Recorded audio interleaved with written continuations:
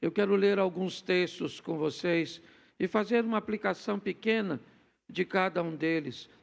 E nós vamos começar pelo Evangelho de Mateus, capítulo 6, verso de número 1. Nós vamos do 1 ao 6. Evitem praticar suas obras de justiça diante dos outros para serem vistos por eles. Porque sendo assim, vocês já não terão nenhuma recompensa junto ao Pai de vocês, que está nos céus. Quando, pois, você der esmola, não fique trocando trombeta nas sinagogas e nas ruas, como fazem os hipócritas, para serem elogiados pelos outros. Em verdade lhes digo que eles já receberam a sua recompensa. Mas, ao dar esmola, que a sua mão esquerda ignore o que a mão direita está fazendo, para que a sua esmola fique em secreto, e o seu Pai, que vê em secreto, lhe dará a recompensa. E quando orarem, não sejam como os hipócritas, que gostam de orar pelas sinagogas e nos cantos das praças para serem vistos pelos outros. Em verdade lhes digo que eles já receberam a sua recompensa. Mas, ao orar, entre no seu quarto e, fechada a porta, ore ao seu Pai que está em secreto, e o seu Pai, que vê em secreto, lhe dará a recompensa. Feche seus olhos. Senhor nosso Deus e Pai, em nome de Jesus, eis aqui a Tua palavra. Continua falando conosco e usa-me como um canal de bênção nesta hora, pelo poder do nome de Jesus. Amém? Isso. O texto que eu li fala da importância de um ambiente secreto, de um ambiente onde a visibilidade, ou pelo menos o reconhecimento das pessoas, é muito baixo. Me parece que esse é um dos ambientes mais poderosos que um cristão, que um crente pode frequentar. Você vê que nós vimos alguns exemplos na recomendação do próprio Jesus, de como nós deveríamos nos esquivar de fazermos determinadas coisas e desejarmos o reconhecimento, seja dar esmola ou abençoar outra pessoa, oferecer a ela um donativo ou até mesmo a nossa oração.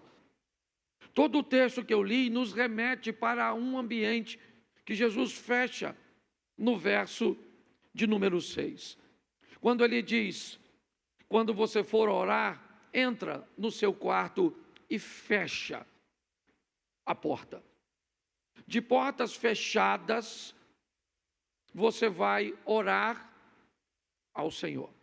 Eu quero expor a vocês alguns textos hoje que mostram os ambientes de milagres feitos de portas fechadas, com poucos espectadores, com poucas pessoas tendo acesso.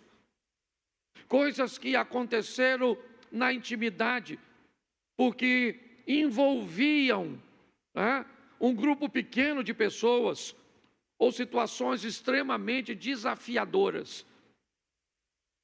A minha preocupação hoje está concentrada em não oferecer promessas cujas quais Deus não irá cumprir, não porque não pode fazê-lo, mas simplesmente porque não disse que faria. Quando entendemos ou encontramos esse ambiente, que poderíamos talvez dizer de tão fechado e escondido, poderíamos chamá-lo do esconderijo do Altíssimo, aquele ambiente onde ele é dividido por você e Deus, ou talvez alguns dos seus, onde você vai tratar de coisas dificílimas, de situações extremamente desagradáveis, que podem variar de problemas financeiros, de problemas de saúde, paixões inadequadas. Mas um ambiente frequentado por poucas pessoas, um ambiente restrito, restringir o acesso. A palavra porta aqui não necessariamente, né, deve ser vista como aquilo que nós reconhecemos hoje como porta, mas aquilo que pode restringir o acesso, dizer quem é que vai participar ou não. É isso que eu quero que você observe, porque eu sei que muitos de vocês estão aqui há muito tempo, buscando coisas desafiadoras, certo? Difíceis, pelo menos é difícil para você. E talvez o cansaço, a exaustão já esteja tomando conta de você. Como o Miranda veio aqui falar de oferta, falando de automático, quantas pessoas às vezes acabam entrando por essas portas, por quê? Porque é dia de culto. Mas hoje não é dia de culto, gente.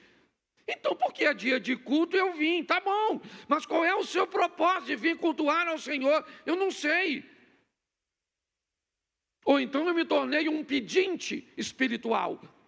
Todas as vezes que venho, certo? Minha mão está estendida para que Deus possa agir em meu favor. É muito mais do que isso.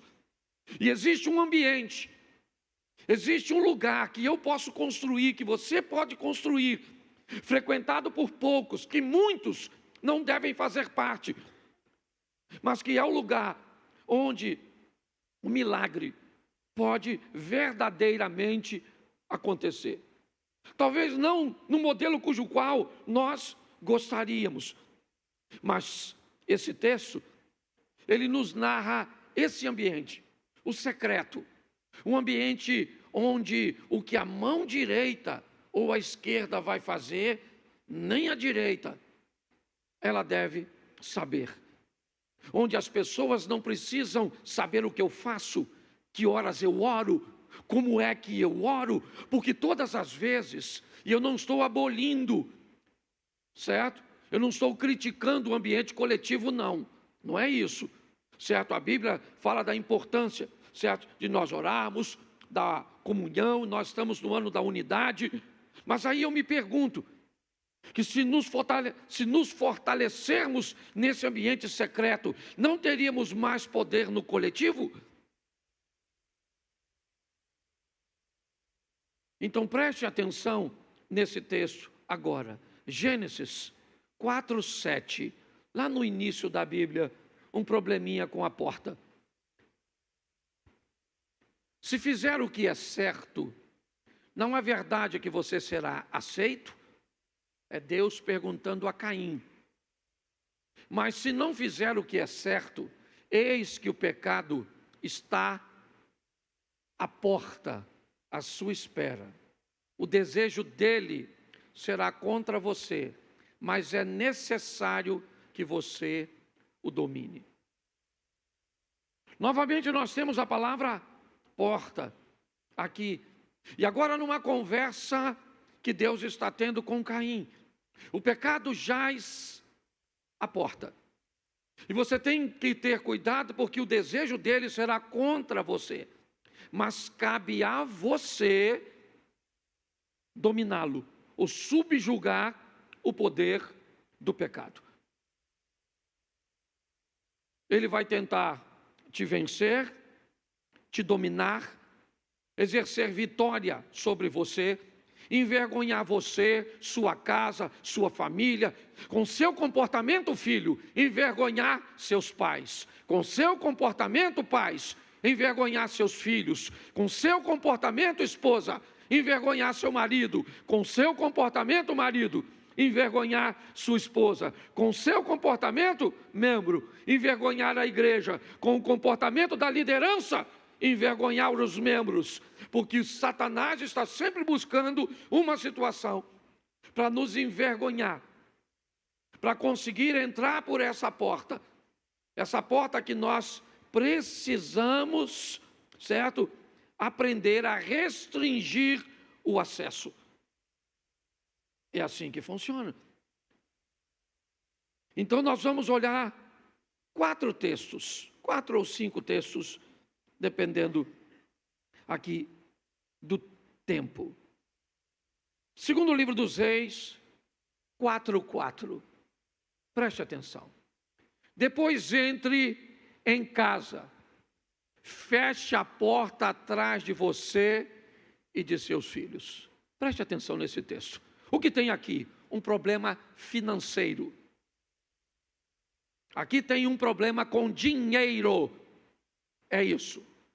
Essa família está precisando de dinheiro para pagar uma dívida. É isso.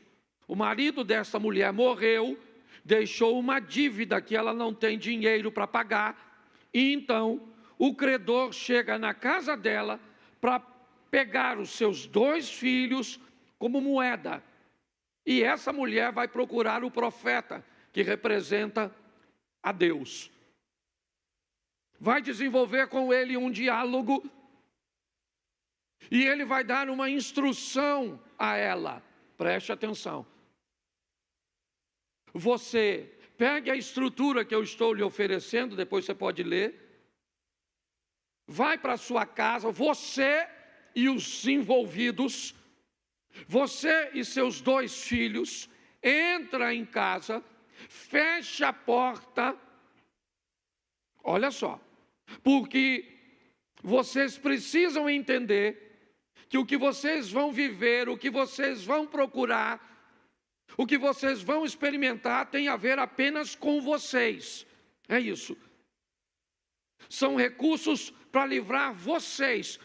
Então pegue todos os envolvidos e leve para esse ambiente de porta fechada. Por quê? Porque não interessa a mais ninguém. Você tem que aprender a restringir o acesso de pessoas que não deveria estar envolvida em coisas que são de responsabilidade suas. Hoje as pessoas se esquivam de responsabilidade. Eu estou vivendo isso por causa, estão me perseguindo no trabalho, é por causa da crise econômica, é por causa do que fez o Trump, é por causa do Bolsonaro, do Lula, da recessão, é por causa do pastor, é por causa do meu marido, é por causa da esposa, é por causa dos filhos, é por causa... As pessoas começam a colocar todo mundo num ambiente cujos qual eles não teriam que estar, porque se você está com uma crise, se o problema é com você ou com alguns dos seus, coloque isso para funcionar de forma correta. Deus disse através do profeta: pega você, seus 2 filhos, a estrutura que eu disse para você montar. Você já montou a estrutura? Já. Você já foi na casa do vizinho, você pediu, você obedeceu, seguiu as instruções que eu te dei? Já está tudo dentro de casa, está. O azeite, a botija que tem um pouquinho de azeite, está aí? Está. E agora, o que eu faço? Agora fecha a porta. Fecha a porta. Preste atenção, que lugar é aquele? Que lugar é a casa dessa mulher agora, Abner? É o lugar da obediência. O profeta não mandou a mulher orar a Deus para que o azeite multiplicasse. O que tinha dentro daquela casa era o poder da organização e da obediência. E pronto. O que ele disse? Pega o vaso que tem azeite, né, e joga no vaso vazio.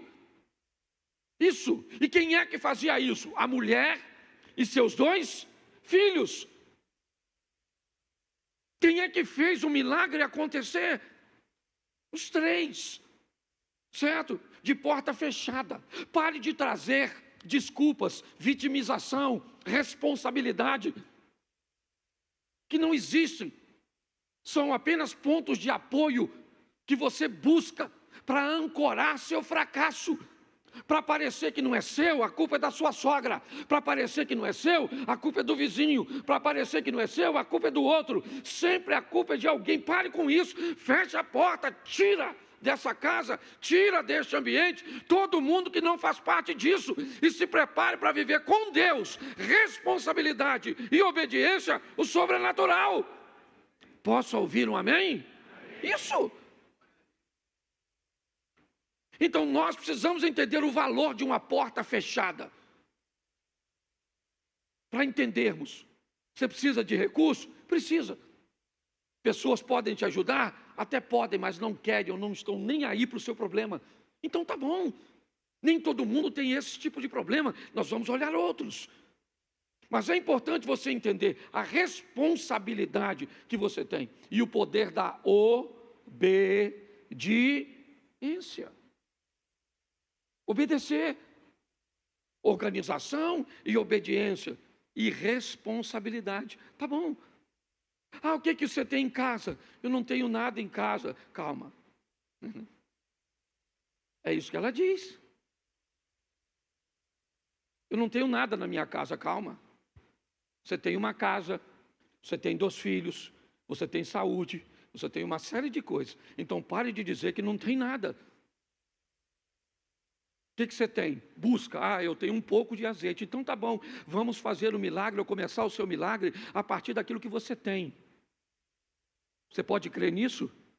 Você está esperando algo extraordinário, pirotécnico, sensacional, e Deus está esperando você se responsabilizar, se organizar, fechar a porta, obedecer e viver o incrível, o sensacional e extraordinário. Vamos para o segundo texto? Coloca para mim. Ainda no capítulo 4, verso 21. Ela subiu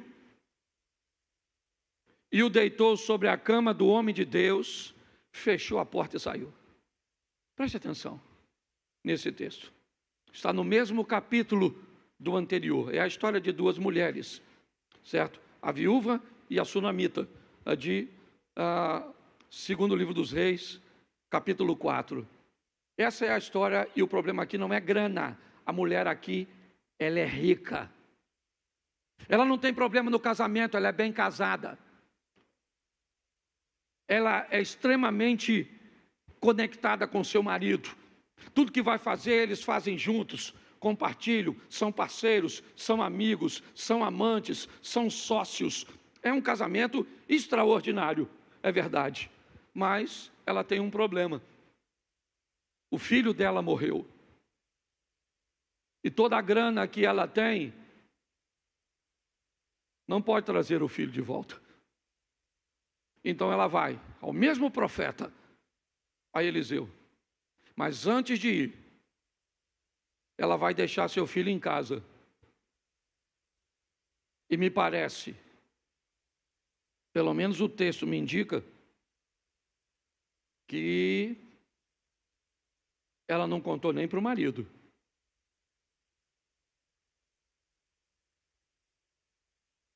Ela não contou para o marido, provavelmente porque o dia que Eliseu disse que ela ia ficar grávida, o marido não estava. Só chamou ela na porta. Então ela sabe que a responsabilidade é dela. Ela chama o marido e diz: eu preciso encontrar. Manda preparar um jumento para mim. Manda preparar um transporte, porque eu preciso falar com o profeta. Ele diz: hoje não é sábado nem lua nova. É o que o marido diz para ela, o que indica que provavelmente ele não sabe o que está acontecendo, porque ela fechou a porta. Botou o filho morto na cama e fechou a porta. Olha isso. Lá dentro tem um problema que ela vai resolver com o profeta lá fora. E aquele problema não interessa a mais ninguém. Ela chama a responsabilidade para si. E ela vai lá falar com o profeta, com o homem de Deus, que representava o próprio Deus aqui na terra. Pois era assim que funcionava naquela época. E quando ela vai atrás dele, ele manda o seu assessor na casa dela. Ela diz: não, senhor, lá em casa vai o senhor. A porta está fechada. Eu vim aqui para levar o senhor para a minha situação. O que eu estou vivendo ninguém pode resolver. E eu não vou ficar conversando com ninguém. Você lembra quando ela está chegando perto? Eliseu diz para Geazi: vai lá e pergunta a ela o que está acontecendo. E ela perguntou: vai bem contigo? Vai bem com teu filho? Vai bem com teu marido? E ela respondeu o quê? Por que ela respondeu vai bem? Ia bem sim ou não? Ia bem sim ou não? Mas ela disse que ia bem? Por quê? Porque ela não queria perder tempo. Ela não queria contar seu problema para quem não resolve. Para de murmurar, para de reclamar. certo? Vá direto, fecha a porta. Você está entendendo? Coloque seu problema, você, seu problema e Deus. E Deus é o Todo-Poderoso, misericordioso, Ele te ama. Você é filho, você é filha dEle. Está na hora de você viver o incrível, o sobrenatural, o extraordinário. Não porque alguém prometeu ou profetizou na sua vida isso, mas porque você resolveu e descobriu que há um endereço onde você é capaz de ficar sozinho, sozinha com Deus. E Deus se levanta do seu trono para agir em seu favor. Nós precisamos fazer isso. Agora o profeta está na casa dela. O menino está morto. É verdade. Botou na cama do profeta. Foi lá que ela colocou. Porque, você lembra quando ela recebeu o profeta? Você lembra para quem aquele quarto foi construído? Lembra? Vejo que este que passa por nós é um santo homem de... Ela fez um quarto para Eliseu? Não, ela fez um quarto para Deus, o Deus que estava em Eliseu.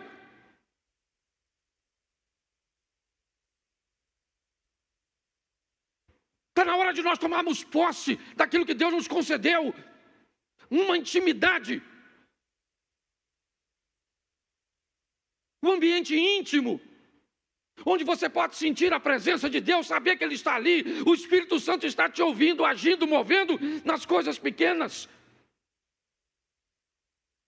Ele pode resolver coisas que envolvem dinheiro, sim. Já vimos isso no texto anterior. Mas agora não. Agora é aquilo que o dinheiro não pode resolver. Nós precisamos entender isso. O poder da porta fechada.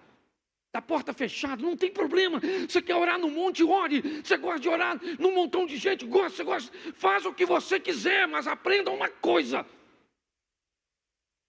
Um ambiente onde está você e Deus é o mais poderoso para você. Para você. Tá certo? Então se fortifique nesse ambiente. E depois você pode compartilhar. Não tem problema nenhum não. Mas é importante você entender isso. Vamos para o terceiro texto? Marcos 5:37. Jesus não permitiu que ninguém o acompanhasse, a não ser Pedro e os irmãos Tiago e João. Jesus fecha a porta ao ir para a casa de Jairo, o chefe da sinagoga. Jesus acaba de desembarcar em Cafarnaum. E ao descer em Cafarnaum, Tabita, ele desembarca e o Jairo vai abordá-lo, chamando para que Jesus fosse à sua casa. Eu preciso que o senhor dê um pulo lá na minha casa. Então Jesus está envolto numa multidão. O que tem na casa de Jairo? Jairo mesmo disse: minha filha está morrendo. Minha filha está morrendo e Jesus está aqui e está indo para a minha casa. O que o pessoal vai fazer? Nós vamos lá para vermos isso. Então não tem nada de errado nisso. Todo mundo quer ver o que vai acontecer, até porque é o influente chefe da sinagoga. É Jairo. Jairo vai perder o cargo, vai perder tudo por causa disso. Ele não vai ser mais o chefe da sinagoga, porque se humilhou a pedir ajuda para o filho de um carpinteiro. Mas ele não quer saber, o que está em jogo é o futuro de sua família, é a sua filhinha, então ele vai. Quando Jesus está próximo à casa de Jairo, porque é bem pertinho, muito mais, Jesus desembarca aqui, provavelmente andou até a Praça da Mantiqueira, certo? 50, sei lá, 70 metros, a casa da sogra de Pedro, as ruínas da sinagoga de Jairo, certo? E também Jairo não deveria morar muito longe dali, é tudo muito próximo, né? Quando você vai olhar tudo isso. E de repente Jesus diz: não vai todo mundo comigo não. Jesus fecha a porta. Não uma porta física, com uma fechadura, com uma dobradiça, não, ele fecha a porta de acesso. Ele diz, não vai ninguém. Ô Jairo, avisa aí, ó. Da minha turma só vai Pedro, Tiago e João. Eu resolvo com a minha turma, você resolve com a sua. Então dessa turma aqui, ó, eu fechei o acesso. Preste atenção. Agora não é uma porta física. Não. Jesus está proibindo o acesso, dizendo, eu não quero que esteja comigo num ambiente pessoas que não têm nada a ver com aquilo que eu vou fazer. É isso. Ele está afastando dele um bando de curiosos, de pessoas que não têm nenhum envolvimento, que não têm responsabilidade nenhuma. Você consegue entender isso?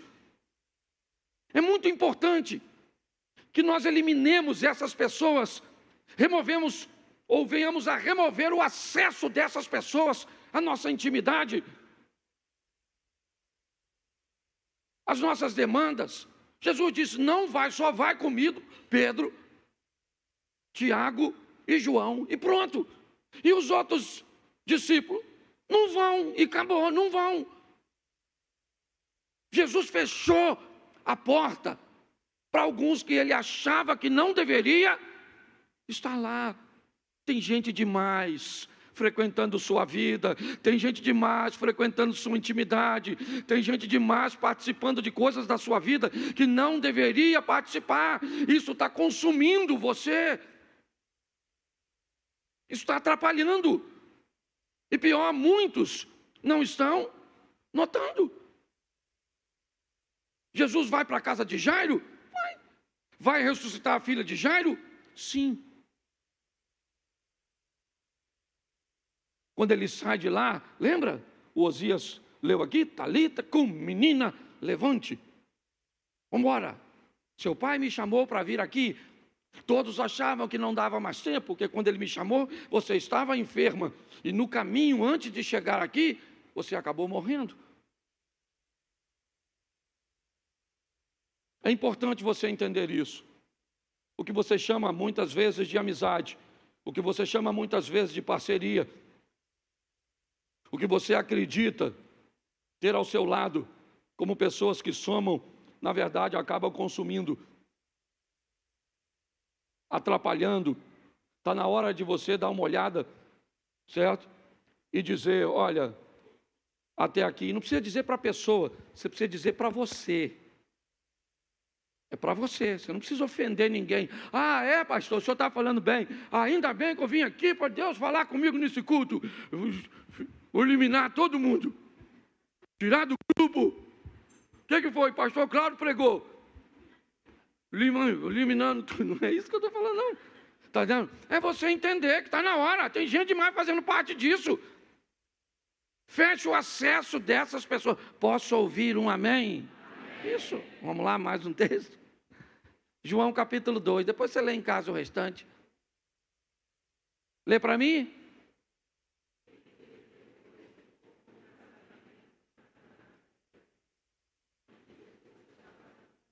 Isso. 3 dias depois houve um casamento em Caná. Eu gosto muito dessa passagem, porque ela me dá a ideia de uma porta. Ok? Aqui eu não tenho uma porta explícita. Mas ela me dá a ideia de uma porta que divide 2 ambientes. Um ambiente que nós queremos que todos vejam, e um ambiente que nós restringimos o acesso. Quando está tendo uma reuniãozinha na sua casa, com gente que não tem muita intimidade com você, você já notou que você procura manter essas pessoas na sala, onde normalmente a almofadinha está legalzinha, a cadeira que estava quebrada, você levou lá para outro lugar da porta, porque o pé estava meio bambo, certo? Normalmente, se o sofá tinha... Já sentou naquele sofá que parece que tem um, que vai levar você para outro planeta? certo? Alguém vai botar alguma coisa ali para dar uma disfarçada, porque ali é um ambiente onde todos vão, mas do outro lado é um lugar de pouco acesso. Eu gosto dessa passagem, porque tem alguém que me parece aqui, me permita aplicar desse jeito, que frequenta os dois ambientes. Maria é alguém que atravessa a porta e pode ir lá ver onde está a bagunça, certo? As garrafas PET vazias, o saco de lixo, a louça, mas ela também vem aqui fora, onde as coisas estão acontecendo. Aquela porta estava fechada para muita gente, e deve ficar, mas não estava para Maria. Maria era alguém que podia ir lá e vir aqui. Por quê? Porque ela era alguém que estava comprometido com o todo. Maria vem aqui, olha, as coisas estão acontecendo, mas vai lá e diz: esse vinho não é suficiente para ir até o final. Então, o problema é de quem está celebrando a festa. Não. Eu gosto desse texto porque ele me expõe a uma divisão de um ambiente onde eu preciso escolher e ter pessoas que possam ir e voltar, mas que possam me dizer, porque preste atenção, qual é o problema que nós enfrentamos hoje nesses ambientes? Vou te dar um exemplo. O Abner fez algo de errado, as pessoas falam comigo. O Sidney fez algo de errado, as pessoas falam comigo. O Isley fez algo de errado, as pessoas falam comigo. Certo? Se eu faço algo de errado, as pessoas falam com o Abner. Ou seja, qual é a grande questão? Nós estamos precisando de gente que esteja comprometido com o todo. A maioria de nós estamos muito comprometidos conosco. Eu vou te falar o que está acontecendo, mas se alguém perguntar, não fala que fui eu. Mas eu só estou falando porque eu quero o bem-estar da igreja. Você está de brincadeira. Você não está pensando na igreja, você está pensando em você. Porque se você estivesse pensando na igreja, quando você visse algo de errado, a primeira coisa que você faria era ir na pessoa e dizer para ela como é que funciona, com amor, com carinho, com respeito, sim ou não. Isso. Talvez seja muito difícil achar essas pessoas. Gente que tem coragem de dizer que pode, que está envolvida com a situação, sabe? Maria vai lá, vem aqui, a festa não é dela, não é Jesus que está casando, não é Judas que está casando, não é Tiago, irmão de Jesus, não é ninguém, não é nenhum de seus filhos que está casando, ela está lá, mas o texto diz, ela não precisou de convite, estava ali Maria, mãe de Jesus. A mãe de Jesus estava ali, olha o verso 2, Jesus também foi, Maria não foi, Jesus foi. Provavelmente ele foi convidado por causa dela. A família que estava celebrando era alguém próximo a ela.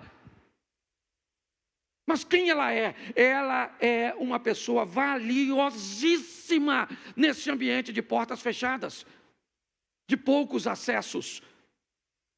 Ele é alguém que pode entrar do outro lado e vem aqui fora, ver o que está acontecendo e não vai levar conversa para terceiro, não vai fazer fofoca, não vai fazer fuxico, porque nós não estamos precisando de gente para fazer isso.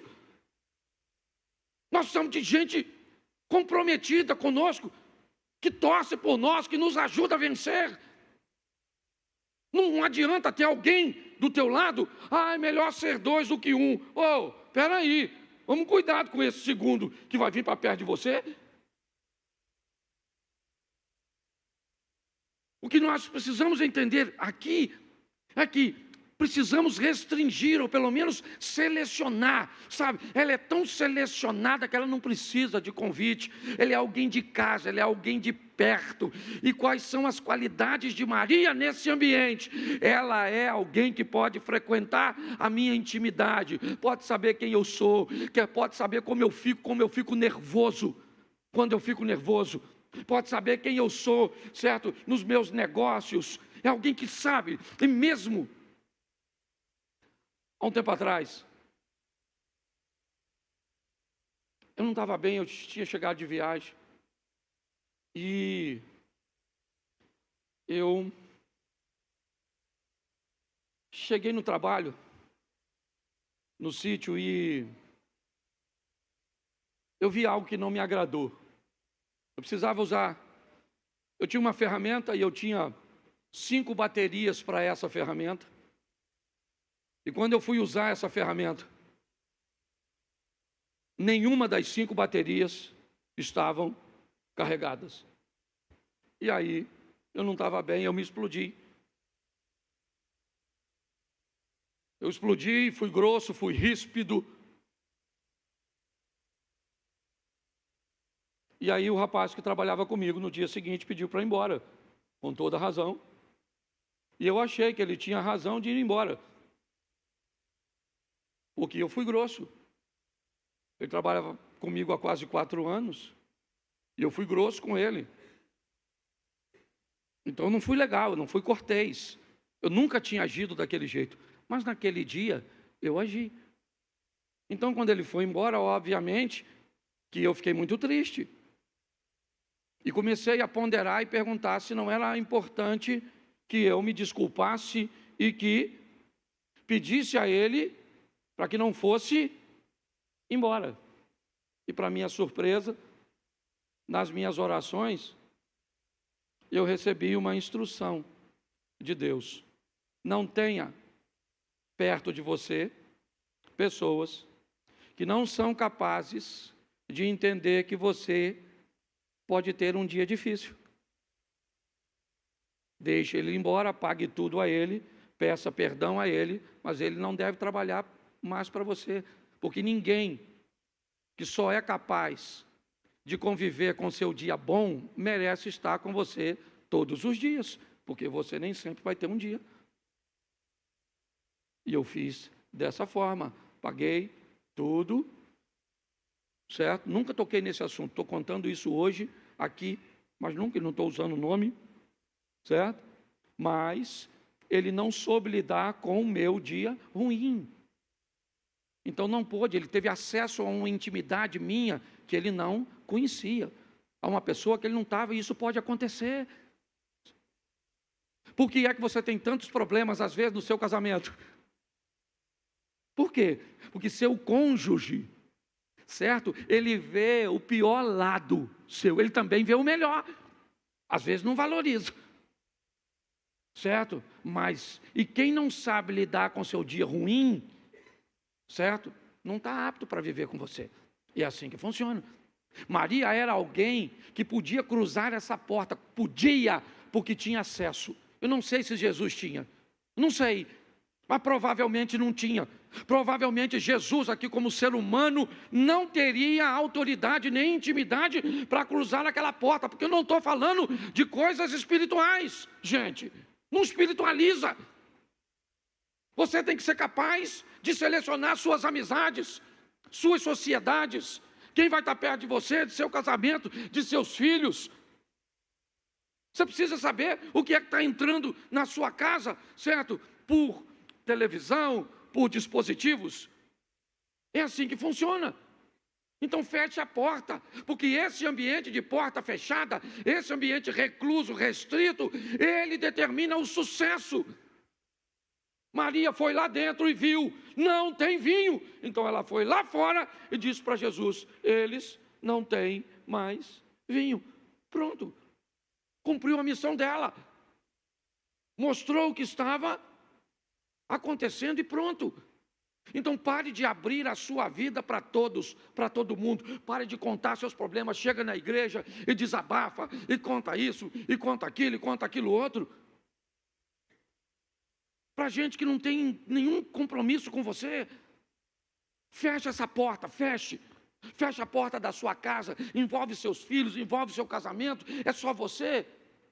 Eu não sei, mas esse ambiente de porta fechada ele é valiosíssimo, porque preste atenção. Jesus diz: entra, fecha a porta e ora ao teu Pai, e Ele vai ouvir, e pronto. E é assim que funciona. A porta foi fechada, o azeite multiplicou. A porta foi fechada, o menino ressuscitou. Jesus fechou a porta dos curiosos e a menina voltou à vida. É assim que funciona. A porta estava fechada de acesso? Sim, mas quem entrava tinha compromisso. E o último texto que eu quero usar com vocês é 2º livro dos Reis, capítulo 6, verso 15. O servo do homem de Deus levantou-se bem cedo, e ao sair, eis que tropas, cavalos e carros de guerra haviam cercado a cidade. Então o moço disse a Eliseu: ai, meu senhor, o que faremos? Preste atenção. A porta está fechada. O exército da Síria havia cercado Dotã, a cidade, o lugarejo onde Eliseu estava. Dentro da casa tem 2 pessoas, um jovem aprendiz e um experiente profeta. Dentro daquela casa tem 2 visões. A visão imatura de um menino que ainda está aprendendo a lidar com as coisas, e um homem amadurecido, forjado ao lado, nada mais, nada menos, que do profeta Elias. Esse é Eliseu, um homem forte, firme. A porta está fechada. O exército não invade à noite, seguindo ordens do rei da Síria, espera amanhecer para invadir e capturar Eliseu. Agora, o rapaz abre a porta. E quando ele olha para fora, ele vê o exército da Síria, carros, cavalos e cavaleiros. Ele está olhando, fez a leitura e logo depois sai Eliseu pela mesma porta. Ele vê a mesma coisa que o rapaz. Ele olha, está lá o exército da Síria, carros, cavalos e cavalheiros. 2 pessoas olhando a mesma coisa. É o que nós temos. O rapaz aprendiz, o iniciante aqui, olhando os inimigos, e o homem de Deus, maduro, forjado, olhando aqui. Aqui você encontra um homem firme, seguro, tranquilo, estável.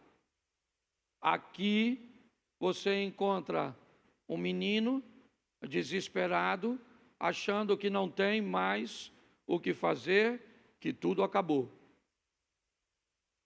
Os 2 estão olhando para a mesma coisa, para o mesmo lugar, e estão vendo coisas diferentes. Qual é a diferença entre as 2 visões? A experiência, o relacionamento, a intimidade. Nós temos a visão de um menino ou de uma menina, a visão de uma menina sobre casamento, uma menina sobre intimidade, a visão de um menino sobre casamento, sobre fidelidade, sobre compartilhamento. Nós temos a visão infantil de um rapaz aqui. Simplesmente ele é novo, ele não tem experiência. Ele está olhando, certo? E o que ele está vendo o desespera. Aqui do outro lado não tem menino. Aqui tem um homem. Um homem que vai olhar para o casamento como homem e não como um menino olha para casamento. Aqui tem uma mulher, né? Me permita. Aqui tem uma mulher firme, forte, uma mulher de Deus, olhando para a situação. Como estão seus filhos, como está sua situação financeira. Aqui tem uma menina. Então a situação é a mesma. Mas quem enfrenta são duas pessoas diferentes. Então a reação aqui, quando essa porta se abre, determina o que vai sair lá de dentro. E aí vem a pergunta: quando o exército cerca a sua casa, a sua vida, e você sai, quem é você? Você é Geazi ou você é Eliseu? Você é um homem de Deus ou você é um menino? Você é uma mulher de Deus ou você é uma menina? Pare e pense.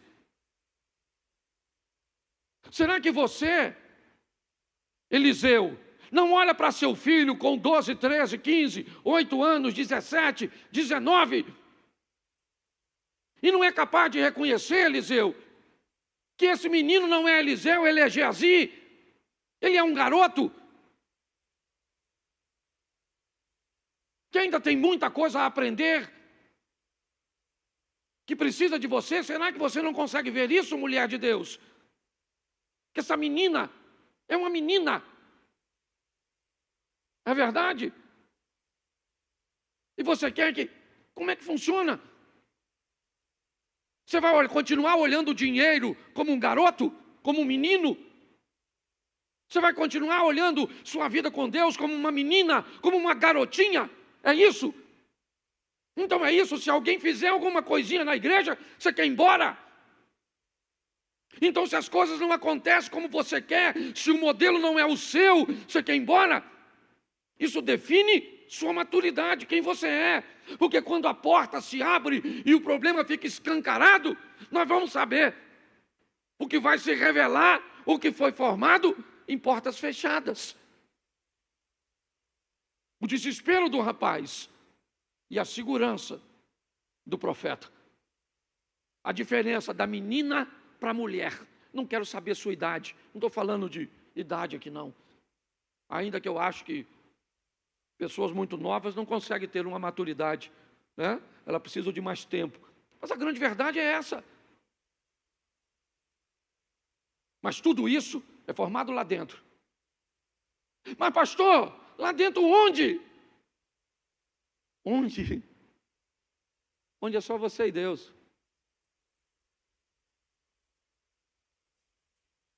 É só você e Deus. É o lugar fechado entre você e Deus. Entra, lembra o texto de Mateus?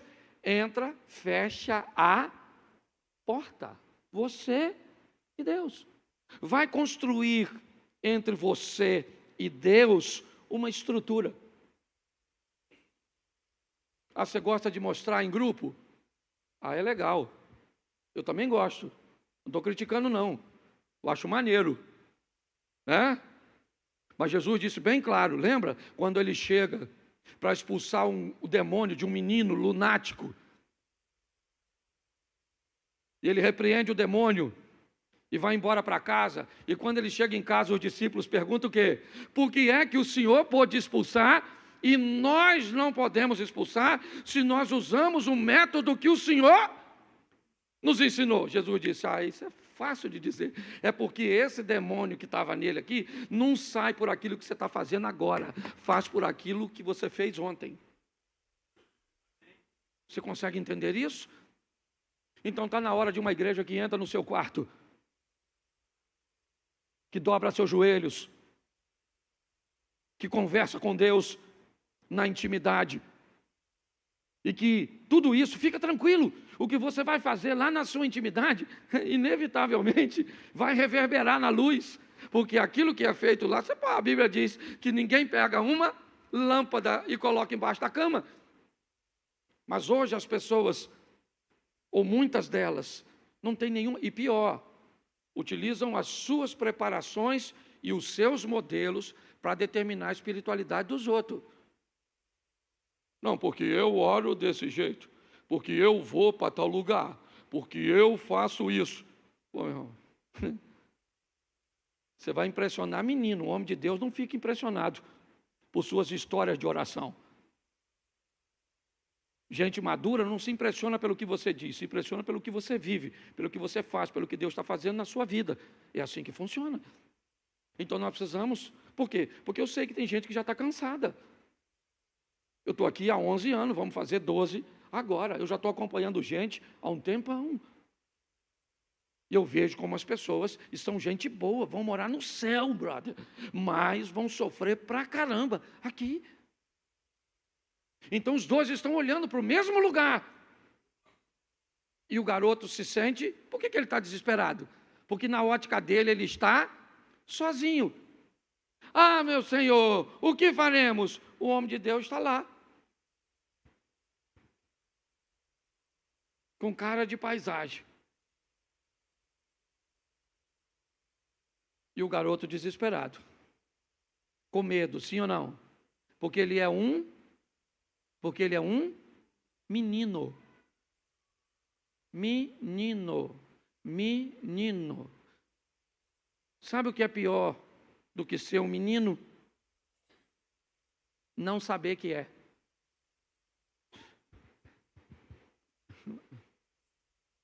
Você sabe uma das coisas mais poderosas de quem lê e de quem estuda? É o reconhecimento de que não sabe basicamente nada. Por isso continua lendo, por isso continua estudando. Porque quanto mais você sabe que, agora preste atenção, quanto menos você sabe, mais você acredita que sabe. Por isso que a tendência do burro, e me permito usar essa palavra agressiva, é ficar mais burro, porque ele pensa. Por quê? Certo? Porque ele pensa que sabe. E quem sabe, sabe que sabe alguma coisa, mas que ainda tem muita coisa para saber. É assim que funciona. Então, olha só, é a maturidade. O garoto está olhando e Eliseu está olhando.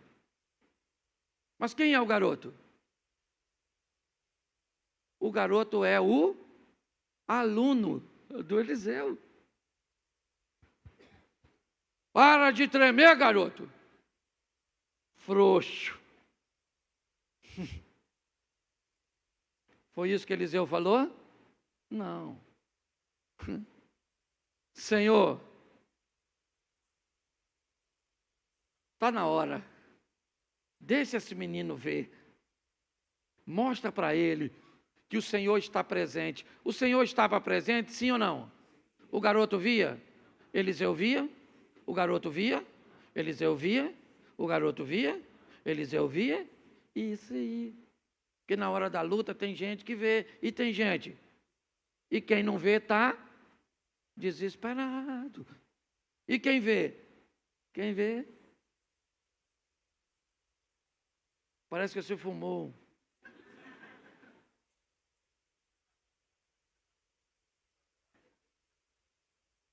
Está tudo jóia. Deus está no controle. Mas vai dar ruim. Vai.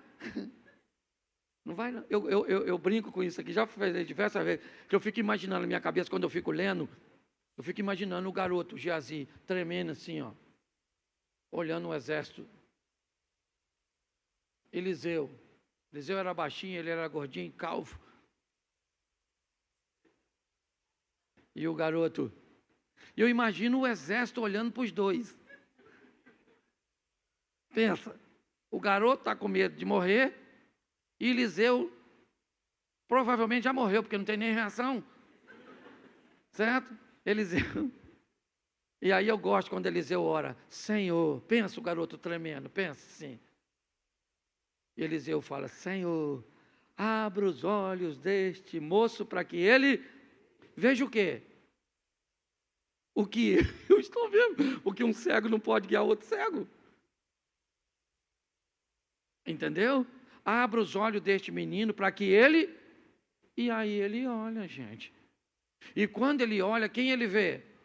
Deus, na figura de um exército para proteger os dois. Sim ou não? O exército já estava ali? Sim ou não? Então fala para quem está do seu lado, Deus já está contigo. É você que não está vendo. Geazi, fala, Geazi. Estou até chamando por ele, né? Provavelmente não era ele, mas estou usando o nome dele que é mais conhecido. Tá? Então, Deus está com você.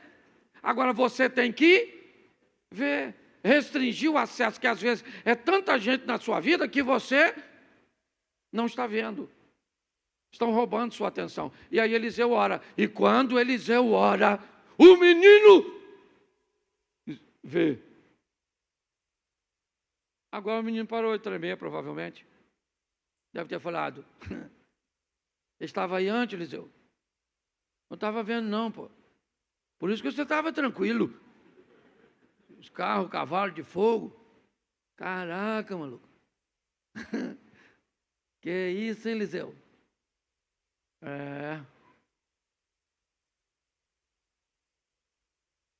Vem aí.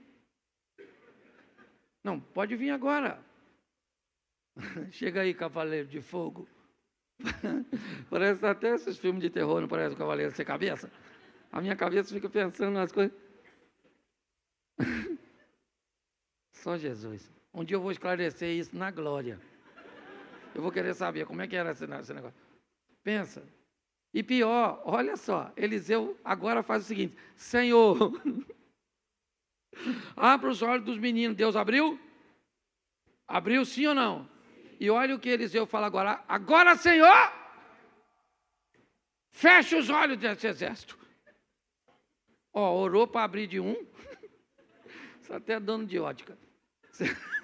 O cara preocupado com a visão. Tá certo? Escute só. Agora, eles continuam enxergando. Eles só não têm um entendimento. E sabe onde Eliseu conseguiu tudo isso?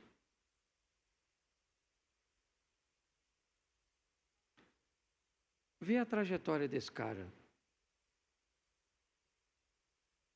Arando, quando de repente Elias passa, Eliseu diz: eu preciso me despedir da minha família, porque eu não vou voltar mais, eu sei que o que Deus está me chamando é para um caminho sem volta, então eu não posso voltar para essa profissão, eu não posso voltar para esse ambiente, então me permita acabar com todo o vínculo que me mantém aqui. Eu mato os bois, pego o aparelho, faço uma fogueira, dou uma festa, digo para meus pais, meus amigos, digo para mim mesmo, digo para o mundo espiritual que para onde eu estou indo não tem volta.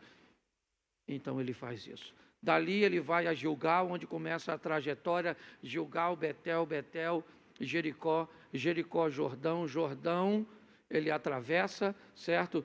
E vai receber de Deus a unção. Uma vida, pelo menos no que diz respeito a pessoas e proximidade, as portas de Eliseu estavam bem fechadas. Bem fechadas. Era alguém acessível, é verdade, pois esse Eliseu era aquele que fez parte da história das duas mulheres de 2 Reis, capítulo 4. Mas aprenda a se relacionar com muita gente, mas deixar poucas pessoas atravessarem aquela porta. Quanto mais seletivo você for com aquela porta, onde em João 2 somente Maria é citada, me parece, transitando nesse ambiente, mais sucesso você vai ter. Quer ir em ambiente de orações? Vá, eles são ótimos, excelentes. Não critique quem não vá. Não gosta de ir, não é o seu modelo, não critique quem vá. Tem gente que vai receber lá, tem gente que vai receber aqui, Tem gente que vai receber, né? Numa vigília, no monte. E olha, tem alguém orando, deixa orar, mas é no secreto. Vai ao monte sozinho, beleza. Criou aquele ambiente que é só seu, é o seu quarto. Tem esse momento, porque é Ele que tem sustentado as pessoas, que eu tenho visto. Termino aqui: 1000 cairão ao teu, 10.000 à tua. Então preste atenção nesse texto. Bom, 10.000 cairão ao meu lado, ou 1000 cairão ao meu, lado, 10.000 a minha. Então preste atenção. Se esse texto está junto, e 1000 cairão ao teu lado, e 10.000 à tua direita, isso significa que 1000 caiu para que lado? 1000 caiu para que lado? 1000 cairão ao teu, 10.000 à tua, mas você, preste atenção. Na Bíblia, a esquerda e a direita têm um grande significado. Os que estão à direita, principalmente sentados à mesa na hora da refeição, eram pessoas, quanto mais próxima da direita para a esquerda, mais honra se tinha. E quando a Bíblia diz que cai mais gente para a direita, Abner, do que para a esquerda, aliás, 10 vezes mais. 1000 caem à minha esquerda. Ou seja, aquelas pessoas que nós esperamos que realmente que caia, que vemos que tem uma vida que às vezes não é das melhores, elas estão caindo para a esquerda. São as pessoas que, aqui me permita, estão afastadas, estão distantes, estão sem um norte. Mas tem muita gente caindo para a direita. Tem muita gente na igreja caindo. Tem muita gente na fé caindo. Esse é um alerta para nós. Por isso, nós fazemos parte de que grupo? Do da direita. Eu não estou falando de política, certo? Aqui no texto, porque hoje tem que ter cuidado. Nós fazemos parte aqui. E aí o texto diz que tem 1000 caindo aqui para cá, com pecado, com prostituição, com uma série de coisas. Mas tem muita gente caindo para cá, gente, para a direita. Mas a promessa é de que nós não seremos. Mantenha a porta fechada.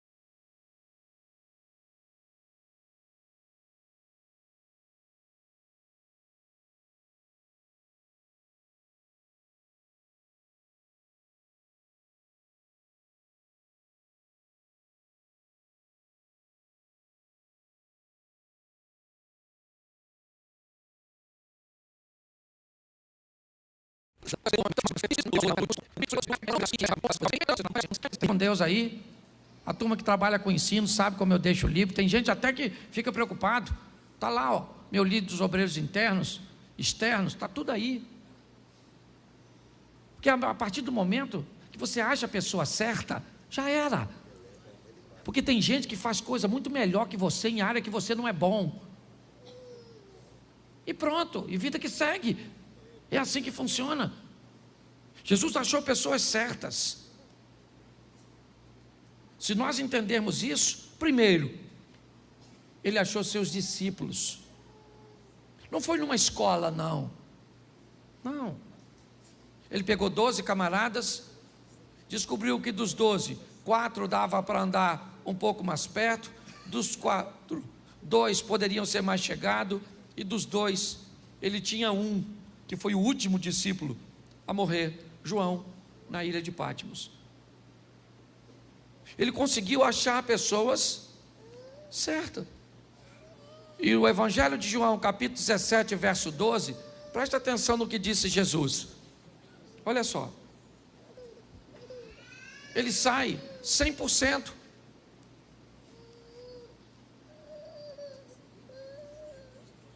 Ouviu o texto ou não? Vamos lá, 17, 12. João 17, 12. Se travou, me fala que eu leio. Travou? Isso, o computador, o inimigo, está furioso. João 17, 12. Estando eu com eles no mundo, guardava-os em teu nome, e tenho guardado aqueles que tu me deste, e nenhum deles se perdeu, senão o filho da perdição, que a Escritura, disse ou falou para que se cumprisse. Preste atenção, Jesus disse: todos os caras que eu escolhi, deu certo, até o que deu errado. Porque o cara que deu errado cumpriu a sua missão. Por quê? Porque quando você acha as pessoas certas, já era.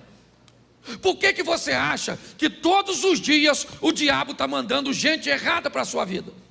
A Bíblia diz: bendito é aquele que vem em nome do Senhor. Então, se bendito é aquele que vem em nome do Senhor, todo dia seu filho encontra com gente que vem de Deus e gente que vem das trevas. Sua esposa encontra com gente que vem de Deus e gente que vem das trevas. Seu marido encontra com gente que vem de Deus e gente que vem das trevas. Porque se todo mundo viesse de Deus, não precisa ter processo de seleção. Todo mundo vem do mesmo lugar. Você pega um cara espiritual como Josué, recebe os gibeonitas, porque se disfarçaram e diziam vir em nome do, mas não vinham. Você consegue entender isso? Quando nós vemos esse texto, nós descobrimos que quem consegue selecionar pessoas vai muito longe. Ele selecionava amigos. Não vou te dar o texto, se quiser anotar. João capítulo 11, verso 3. Mandaram-lhe suas irmãs dizer: Senhor, está enfermo Lázaro, aquele a quem tu amas, seu amigo. Jesus também tinha amigos, e não eram poucos, eram muitos. Por isso que eu não gosto de gente que tem 40, 50, 60 anos de vida e diz que tem poucos amigos. Ninguém pode viver tanto e ter poucos amigos. Se você tem poucos amigos é porque você é ruim. Você pode ter poucos amigos na esfera de maior intimidade, aí eu entendo. Mas você tem que ter amigo para viagem, amigo para bate-papo, amigo para pesca, amiga para ir para o shopping, amigo para contar segredo, amigo para emprestar dinheiro, amigo para orar por você. E provavelmente não vai ser o mesmo para todos os grupos. Tem gente que você empresta dinheiro, mas não ora por você. Tem gente que ora por você, mas você não empresta dinheiro. Tem gente que você conta segredo, mas não vai na sua casa. Tem gente que vai na sua casa, mas você não conta segredo. Eu estou cansado de falar isso. E é por isso que muita gente não quer viver com gente. Certo? Agora, preste atenção. Lucas 8:2 e eu termino aqui. Lucas, dá? Foi, agora foi que eu tinha esquecido. E também algumas mulheres que haviam sido curadas de espíritos malignos e de enfermidades. Maria, chamada Madalena, da qual saíram 7 demônios. Joana, mulher de Cusa, procurador de Herodes, e Susana, em muitas outras que o serviam com suas. Jesus tinha gente que financiava seu sonho. Não tem como não ser bem-sucedido. Não tem. Não há fórmula que derrote Jesus. Ele reconhece seus pais, reconhece a autoridade eclesiástica, reconhece a autoridade política, o que governa esse mundo, reconhece a autoridade de Deus. Jesus sabe o que veio fazer, tem conhecimento, reconhecimento de missão, e alguém que sabe escolher pessoas. Não tem como. Não tem como dar errado para quem utiliza essa fórmula. Mas não honro meus pais, não honro os princípios e as autoridades eclesiásticas, eu não honro os governantes, eu não honro Deus. Eu não sei nada sobre meus direitos, biblicamente falando, eu não reconheço minha missão e eu não seleciono pessoas. Querido, a probabilidade de você ser bem-sucedido é quase zero. Desculpe o que eu vou falar, mas o maior vilão da nossa vida ainda continua sendo nós mesmos. A grande verdade é essa. Mude de vida, mude a sua maneira de pensar, e você pode ter certeza que as coisas vão mudar. Minha maneira muda quase todos os dias, e eu termino usando um texto que usei aqui numa das minhas últimas mensagens. Ana e Penina. Nunca um texto quebrou tanto meus paradigmas quanto esse. Por muito tempo,